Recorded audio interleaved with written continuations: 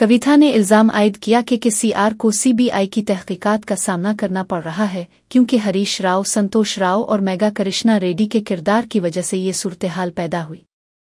उन्होंने कहा कि वजीर आला रियोनत रेड्डी हरीश और संतोष की हिमायत कर रहे हैं। कविता के मुताबिक केसीआर का खुद पैसों में कोई दिलचस्पी नहीं है, लेकिन उन बदउनवान कॉन्डास की वजह से वो अब इल्जामात का सामना कर रहे हैं। कविता ने वाज़ेह किया कि वो किसी भी पार्टी, चाहे बीजेपी हो या कांग्रेस, के ज़ेर असर नहीं हैं। उन्होंने कहा कि सियासत में ज़ाती मुफाद नहीं बल्कि अवाम की खिदमत उनका मकसद है। कविता ने हरीश और संतोष पर बदउनवानी के इल्ज़ाम भी दोहराए। उनका कहना था कि इल्ज़ामात के सीआर की साख पर धब्बा डालने की कोशिश है। उन्होंने अवाम से अपील की कि वो हक़ाइक़ को समझें और किसी की बात पर जल्दी में न आएं। कविता ने आखिर में कहा कि वो इंसाफ और शफ़ाफ़ियत के लिए खड़ी हैं और किसी दबाव में नहीं आएंगी।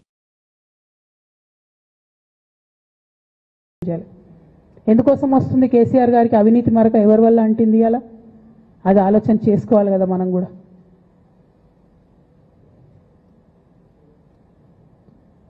కొంతమంది కేసీఆర్ గారి పక్కన ఉన్నటువంటి వాళ్ళు కేసీఆర్ గారి పేరు చెప్పుకొని అనేక రకాలుగా లబ్ధి పొంది వారు చేసినటువంటి అనేక చెత్త పనుల వల్ల ఇవాళ కేసీఆర్ గారి పేరు బద్నామయ్యే పరిస్థితి వచ్చింది।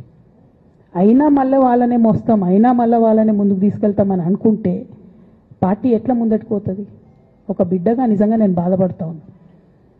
ఇవాళ 5 సంవత్సరాలు ఇరిగేషన్ మంత్రిగా చేసినటువంటి హరీష్ రావు గారిది మేజర్ పాత్ర లేదా దీంట్లో?